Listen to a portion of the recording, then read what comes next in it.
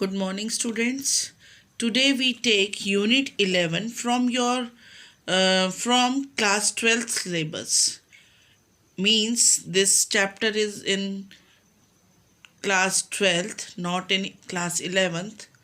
But क्योंकि marketing management और आगे वाली यूनिट नंबर 12 कंज्यूमर प्रोटेक्शन, दो यूनिट जो हैं आपके 12th में बोर्ड एग्ज़ाम में 25 मार्क्स की हैं, तो इन दो यूनिट को हम 11th में भी करेंगे और आपको 12th में भी कराएंगे, सो दैट कि 25 मार्क्स का आपको रिवाइज करवा सके अच्छे से। तो ये है आपकी 12th क्लास की बुक, आर के सिंगला में भी है, सब बुक्स के अंदर है। Unit 11 marketing management. Now student, first of all we know about the marketing management, meaning of the marketing or marketing management.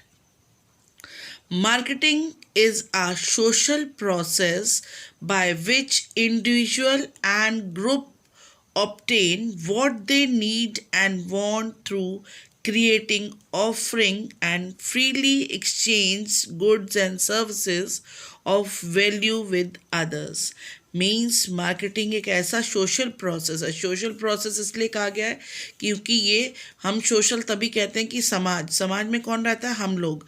हम क्या है, कस्टमर भी हैं, मार्केटिंग के बायर भी हैं हम लोग, इसलिए सोशल प्रोसेस कहा गया है बाय विच इंडिविजुअल, एक या ग्रुप में लोग जो हैं अपनी नीड्स को पूरा करते हैं, जो उनकी नीड्स होती हैं, वांट्स होती हैं, उसको कैसे पूरा करते हैं, उसकी क्रिएटिंग ऑफरिंग मतलब उसकी इंफॉर्मेशन कलेक्ट करते हैं और freely exchanging goods and services of value with other, वो चीज़ खरीद कर लाते हैं और बदले में उसकी वैल्यू पे करते हैं।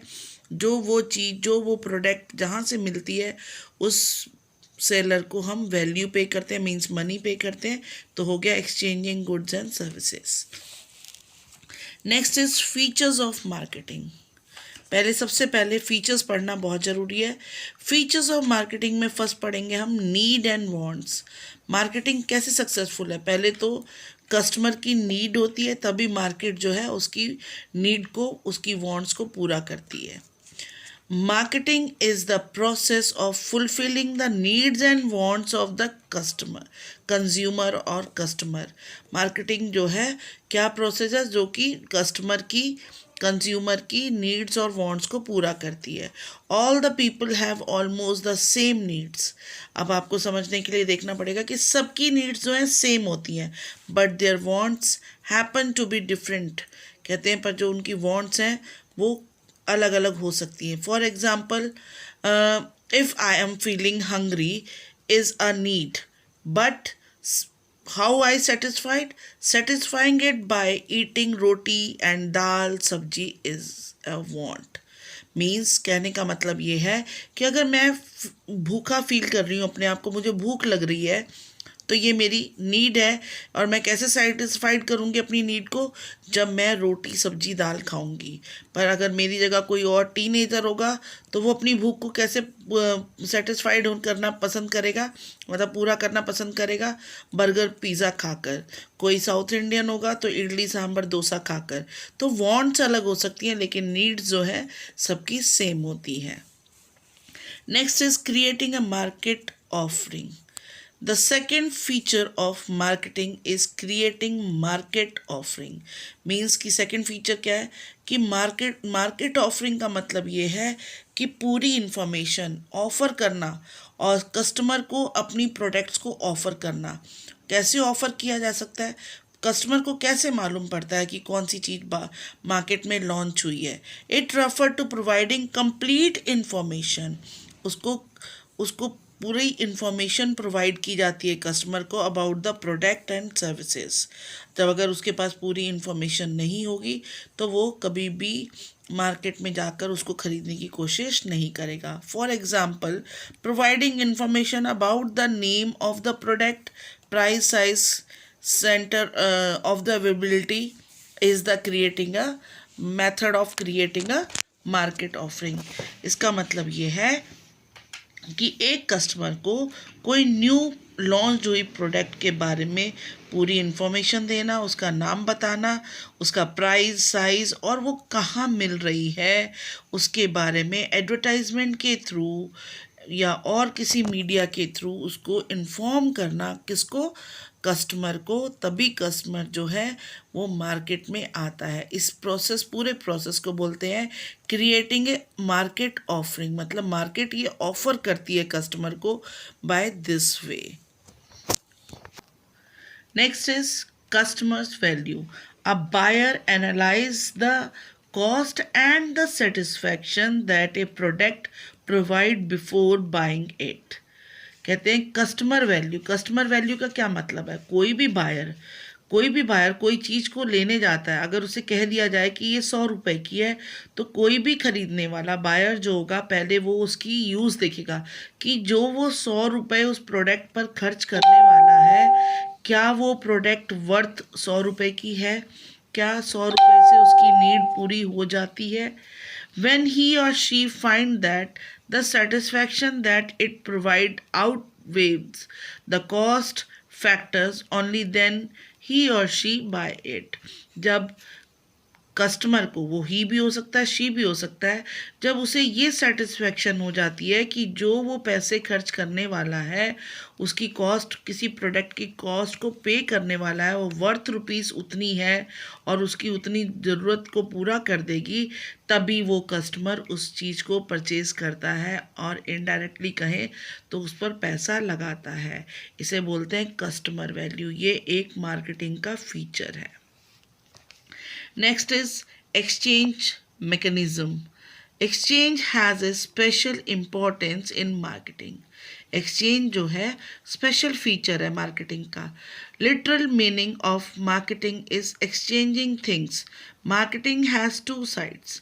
Market की दो side होती हैं, buyer and seller. एक बेचने वाला होता है, दूसरा, एक बेचने वाला है, दूसरा खरीदने वाला है। तो these two sides marketing become possible only by the medium of exchange between the two. Marketing तभी पॉसिबल मानी जा सकती है, तभी फुल फ्लैश कंप्लीट मानी जाती है जब ये इन दोनों के बीच में, मतलब सेलर और बायर के बीच में एक्सचेंज होता है। सेलर जो है वो बायर को प्रोडक्ट देता है और बायर जो है सेलर को मनी देता है।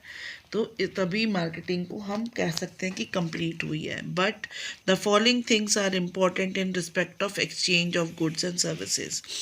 The presence of two sides, मतलब the buyer and the seller. अगर हम एक्सचेंज ऑफ मैकेनिज्म को ठीक से समझें तो इन पॉइंट्स को रिमेंबर करें स्टूडेंट्स कि यहाँ पर टू साइड्स की बात की जा रही है कि जहाँ पर टू साइड्स प्रेजेंस हैं वहीं पर मार्केटिंग होती है। बायर और सेलर दोनों होने चाहिए। एब्सेंस ऑफ इन दोनों में से एक, किसी कोई भी अगर एब्सेंट है, मतलब नहीं है, तो हम उसे मार्केटिंग नहीं कह सकते। Both should be capable of paying each other something. Example, money in exchange of product. Means both is be capable. अगर बायर है तो उसके पास उस प्रोडक्ट को पे करने के लिए मनी होनी चाहिए, और अगर सेलर है तो वो बायर के टेस्ट के अकॉर्डिंग, वांट्स और नीड्स के अकॉर्डिंग उसके पास वो प्रोडक्ट होनी चाहिए वर्थ उतने रुपीज़ की जितनी वो